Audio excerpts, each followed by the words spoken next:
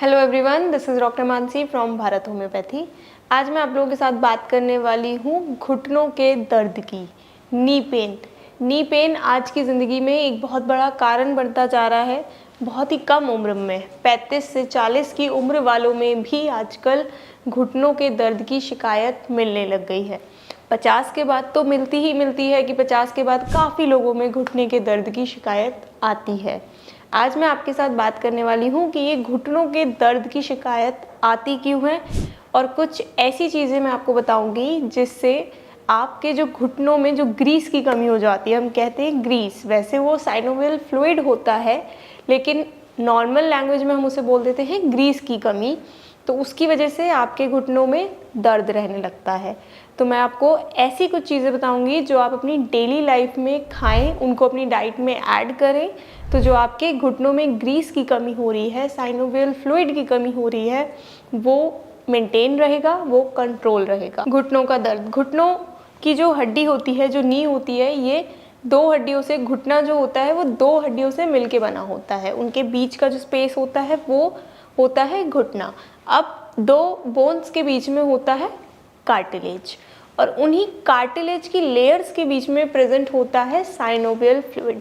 As के साथ जाकर वो साइनोवियल फ्लूइड जो है वो कम होता रहता है, जिसकी वजह से जो हमारी बोन्स हैं वो पेन करने लगती हैं। अगर वहाँ पे साइनोवियल फ्लूइड प्रेजेंट रहता है तो वहाँ पर एक सॉफ्टनेस रहती है, एक लुब्रिकेंट प्रेजेंट रहता है, जो कि आपके बोन्स के, आपके दर्द को कम करता है, वहाँ पे मेंटेन रखता है आपकी बोन्स की। जो वहाँ पर आपका घुटना है वो मेंटेन रहता है, दर्द नहीं करता है। अब जब वहाँ पे साइनोवियल फ्लूइड ख़त्म हो जाएगा तो आपके जो नीज़ हैं उसमें स्वेलिंग आने लगेगी। जब वो टकराएंगी बोन्स आपस में, वहाँ पे स्वेलिंग आएगी और वहाँ पर पेन होने लग जाएगा। तो आज मैं आपको कुछ ऐसी चीज़ें बताऊंगी घर पे खा सकते हैं और उससे आपका जो घुटनों का ग्रीस है वो बरकरार रहेगा।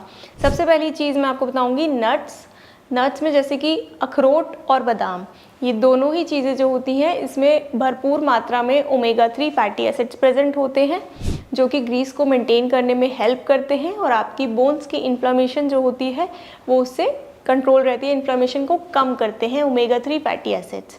फिर अगर हम बात करें फ्रूट्स में, तो कुछ ऐसे फ्रूट्स होते हैं जो कि इन्फ्लेमेशन को भी कम करते हैं और साथ ही आपके ग्रीस को भी, नीज़ में जो ग्रीस प्रेजेंट होता है, साइनोवियल फ्लूइड प्रेजेंट होता है, उसको मेंटेन करके रखते हैं।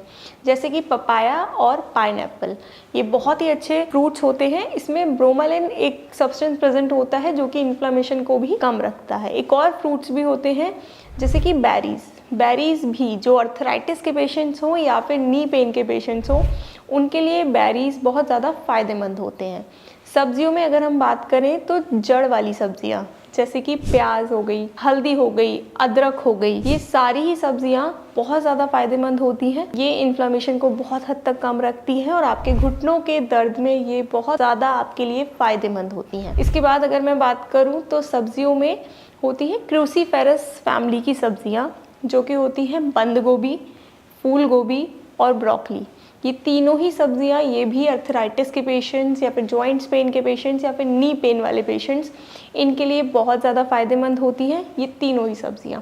लेकिन अगर आपको थायराइड है तो आपको ये सब्जियां नहीं खानी है। थायराइड के पेशेंट्स को ये तीनों ही सब्जियां बहुत ज़्यादा नुकसान करती हैं। जो नॉनवेज पेशेंट्स हैं, जो नॉनवेज खाते हैं, उनके लिए फ़िशेज़ भी बहुत हद तक बहुत फ़ायदेमंद होती हैं जॉइंट्स पेन में। वो भी आपकी जो ग्रीस होता है नीज़ में, उनको मेंटेन करके चलती हैं। और सैल्मन फ़िश जो होती है वो सबसे ज़्यादा अच्छी होती है अगर आप सैल्मन फ़िश को ले रहे हैं तो। इसके बाद अगर मैं बात करूं तो डार्क चॉकलेट और कॉफ़ी, ये भी काफ़ी हद तक हमारे दर्द को, हमारे नीज़ को, हमारे जॉइंट्स को बहुत हद तक हमारे इन पेन्स में हमें हेल्प करती है। लेकिन ये दोनों ही चीज़ें आपको एक्सेस में नहीं लेनी है, ना ही डार्क चॉकलेट और ना ही कॉफ़ी। आखिरी चीज़ की अगर मैं बात करूं तो ऑयल्स जितने भी होते हैं वो कहीं ना कहीं बहुत ज़्यादा नुकसान देते हैं हर ही बीमारी में। तो ऑयल्स हमें बहुत लिमिटेड खाने चाहिए। और अगर हम बात करें तो हमें कौन सा ऑयल सबसे ज़्यादा यूज़ करना चाहिए तो वो है ऑलिव ऑयल। लेकिन ऑलिव ऑयल भी आपको लो फ्लेम कुकिंग्स में यूज़ करना चाहिए, कि आपने ऊपर से सैलेड्स में खाई है या फिर जो आप अगर पराठा सेक रहे हो तो उस पर आपने ऑलिव ऑयल का यूज़ किया है। हाई फ्लेम जो भी, अगर आप फ्राइड चीज़ें खा रहे हो तो उसमें ऑलिव ऑयल भी कोई फ़ायदा नहीं करता है, क्योंकि हाई फ्लेम पे ऑलिव ऑयल का भी कोई मतलब नहीं रह जाता। इसलिए अगर आप ऊपर से किसी चीज़ में ऑलिव ऑयल डाल के खा रहे हो या लो फ्लेम कुकिंग में आप ऑलिव ऑयल यूज़ कर रहे हो तो वो बहुत फ़ायदेमंद होता है। ये सभी चीज़ें जो मैंने आपको बताई हैं ये बहुत ज़्यादा फ़ायदेमंद होती हैं आपके जॉइंट्स पेन, आपके नी पेन्स, आपके ग्रीस मेंटेन करने में। इन सब चीज़ों को आप अपनी डाइट में मेंटेन करिए। लेकिन कोई भी चीज़ जादुई चीज़ नहीं होती है कि आप सिर्फ ये खाएंगे और आपके घुटनों में कभी दर्द नहीं होगा, आपके जॉइंट्स में कभी पेन नहीं होगा। अगर आपके घुटनों में दर्द है, जॉइंट्स में पेन है, कुछ भी ऐसा है तो ये चीज़ें आप साथ में करिए। और साथ में वो मेडिसिन की भी नीड है, उसके लिए आप भारत होम्योपैथी में भी संपर्क कर सकते हैं।